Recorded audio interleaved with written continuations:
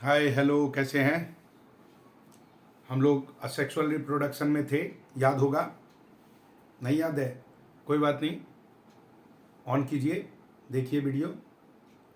और वो भी असेक्सुअल रिप्रोडक्शन में हम लोग बहुत आगे तक बढ़ गए थे। बर्डिंग तक आई थिंक कंप्लीट कर लिया था। हाइड्रा में बर्ड लाइक स्ट्रक्चर बनता और न्यू जनरेशन, न्यू इंडिविजुअल वो डेवलप हो जाता। आज हम लोग बात करते हैं वेजिटेटिव प्रोपगेशन। वेजिटेटिव प्रोपगेशन, जैसा कि नाम है, वेजिटेबल से आपका वेजिटेटिव बना। Vegetative means what? ऐसा प्रोपगेशन जिसमें reproduction should be done by vegetative parts of the plant. किसी भी प्लांट के वेजिटेटिव पार्ट से अगर रिप्रोडक्शन होता है तो उसको हम वेजिटेटिव प्रोपगेशन कहते हैं। अब वेजिटेटिव पार्ट्स कौन सा हो गया? वेजिटेटिव पार्ट्स इधर रूट्स, स्टेम, लीफ, ये लीफ, इन सब से अगर रिप्रोडक्शन हुआ तो ये कहलाएगा वेजिटेटिव प्रोपगेशन। आपने देखा होगा जो नॉन फ्लावरिंग प्लांट है, फ्लावर का सेक्सुअल पार्ट होता है फ्रूट्स, तो फ्रूट्स तो उसका क्या कहते हैं, फ्लावर हुआ सेक्सुअल पार्ट, और फ्लावर से ही फ्रूट्स हुआ। नॉन फ्लावरिंग प्लांट में आखिर रिप्रोडक्शन होगा।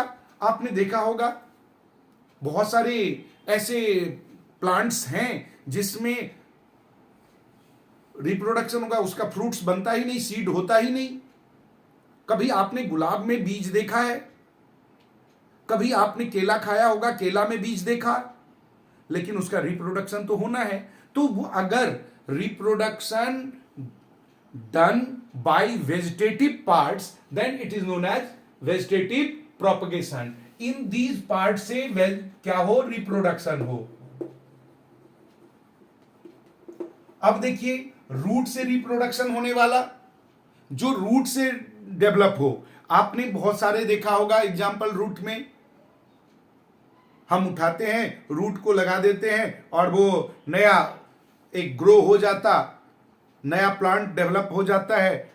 एग्जाम्पल, अदरक तो आप यूज करते ही हैं, हल्दी यूज करते हैं, ये रूट से ग्रो होता है। आपने स्वीट पोटैटो यूज किया होगा, उसका स्टेम से ग्रो होता है। रूट से ग्रो हुआ, स्टेम से ग्रो होगा। बंबू आपने यूज किया होगा, देखा होगा बंबू, बांस स्टेम से होता है। लीफ से वेरिफिलम, लीफ से वेरिफिलम ग्रो हो जाता, न्यू इंडिविजुअल डेवलप हो जाता है। वेरिफिलम आपने देखा होगा, आपके आस पड़ोस में भी होगा। लोकल रीजनल लैंग्वेज में हम लोग यहां पर पत्थर चट्टा के नाम से जानते हैं। उसके लीफ से ग्रो हो जाता। तो ये जो ग्रो होने का, न्यू प्लांट डेवलप होने का जो प्रोसेस होता है ना, अगर वेजिटेटिव पार्ट से हो तो वो कहलाता है वेजिटेटिव प्रोपगेशन। अब वेजिटेटिव प्रोपगेशन दो टाइप का हुआ, एक तो नेचुरल और एक मैन मेड, आर्टिफिशियल। नेचुरल जो हमने तीनों किया, जो प्लांट से अपने आप ग्रो होता। आपने कभी एलोवेरा का देखा होगा plant, lot of aloe vera grow लोग कर पाते हैं, और हमारे पतंजलि में जाके लोग एलोवेरा बेच आते हैं ट्रकों में भर भर के। वहां से रामदेव बाबा अपने फैक्ट्री में प्रोसेस करके और फिर बोतल में भर भर के एलोवेरा का जूस हमें भेज देते हैं, कहते हैं पीते रहो, इम्यूनिटी बढ़ेगा। वो एलोवेरा जो आपने गमला में भी लगा रखा है, वो एलोवेरा में रिप्रोडक्शन कैसे होता है? उसके रूट से निकलता है। जहां आपने लगा रखा है उसके रूट से न्यू इंडिविजुअल डेवलप होगा। आपने देखा होगा जो गांव से बिलोंग करते हैं, उन्होंने बंबू का जरूर देखा होगा। बंबू में देखोगे उसके नीचे से जहां रूट और स्टेम शुरुआत है वहां से एक नया निकलता, न्यू बम्बू डेवलप हो जाता, या बम्बू को कट किया और स्टेम को लगा दिया, वहां से बम्बू का पूरा झुंड निकल आता है। आपने शुगर केन, गन्ना चूसा होगा, गन्ना का बीज कहीं मिला है आपको? कहीं नहीं मिलता, क्योंकि गन्ना अपने स्टेम से न्यू इंडिविजुअल डेवलप होता। आप देखोगे जिसमें भी वेजिटेटिव प्रोपगेशन होता, उसमें एक पर्टिकुलर जगह पे बहुत सारे सेल्स आपस में, बहुत सारे टिश्यूज कंसंट्रेटेड हो जाता है, और वो कंसंट्रेटेड टिश्यूज से ही डेवलपमेंट शुरू होता न्यू इंडिविजुअल्स का। आपने ग्रासेस देखा होगा, उसमें ही देखोगे कि जहां जहां उस ग्रासेस का गांठ है वहां से न्यू इंडिविजुअल डेवलप हो जाता है। तो ये जो डेवलपमेंट है वो न्यू जनरेशन क्रिएट हुआ, न्यू इंडिविजुअल डेवलप हुआ because of the vegetative parts, that is why it is known as vegetative propagation. Now natural के बाद हम आर्टिफिशियल यानी मैन मेड की बात करें। मैन मेड में कई तरीका है जो हम लोग प्लांट को ग्रो करते हैं। अच्छा, एक बात, एक क्वेश्चन पूछा जाता है, what is the advantage of the vegetative propagation? A big advantage is here, बहुत बड़ा सा एडवांटेज है। सबसे पहले the reproduction take place in non flowering plant. Vegetative propagation में इजीली और जल्दी डेवलपमेंट होता है न्यू ग्रो का, मतलब उसका जो रिप्रोडक्शन हुआ वो जल्दी हो जाता। दूसरा और भी इसमें एडवांटेज है, एक एडवांटेज है कि न्यू जो ग्रो हुआ वेजिटेटिव प्रोपगेशन से, वो बहुत हद तक, पूरा तो नहीं डिटो कहेंगे, but they are maximum near the their parental plant. उसकी जो क्वालिटी, उसकी जो कैरेक्टरिस्टिक्स है वो करीब करीब उसी के बराबर होता है, बहुत ज्यादा डिफरेंस नहीं होता। तो ये भी एक प्लस पॉइंट है। अब हम लोग मैन मेड की बात करें तो मैन मेड जो है ना वो डिफरेंट टाइप का होता। सबसे पहले एक लेयरिंग। लेयरिंग में क्या करते हैं, जो खास करके बेल वाला पोर्शन देखा होगा आपने, जस्मिन का प्लांट देखा होगा आपने, मनी प्लांट देखा होगा, उसमें क्या करते हैं, उसके बेल को जमीन में लगा दिया, कुछ दिन के बाद न्यू इंडिविजुअल डेवलप हो गया, कट करके पेरेंटल से अलग कर दिया, वो कहलाता है लेयरिंग। उसके जो अप्रोक्सीमेटली 1 ईयर ओल्ड होना चाहिए तो वो बेटर होता है। लेयरिंग कई बार हम लोग एयर में भी लगा लेते हैं। आपने देखा होगा जो ऑरेंजेस होता उसके प्लांट में टहनी को थोड़ा सा छील देते हैं,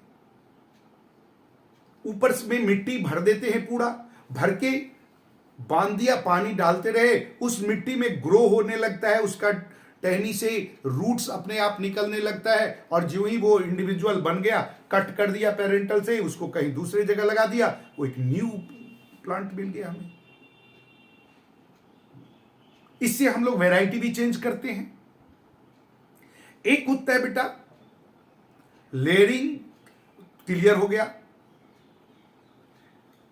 इसके बाद जो सबसे आर्टिफिशियल में महत्वपूर्ण है, सबसे जो मेन पॉइंट्स में है, वो है आपका टिश्यू कल्चर। टिश्यू कल्चर, ये कल्चर करते हैं हम लोग केमिकल्स में। टिश्यू कल्चर ये एक्चुअली एक ऐसा मेथड है, tissue culture is the method by which new plant are grown by removing tissues और separating cells from the growing top of the plant. कोई भी प्लांट जो है उसके टॉप से हम लोग एक टिश्यूज को निकालते हैं और उस टिश्यूज को ग्रो करते हैं न्यू इंडिविजुअल्स में, वो कहलाता है टिश्यू कल्चर।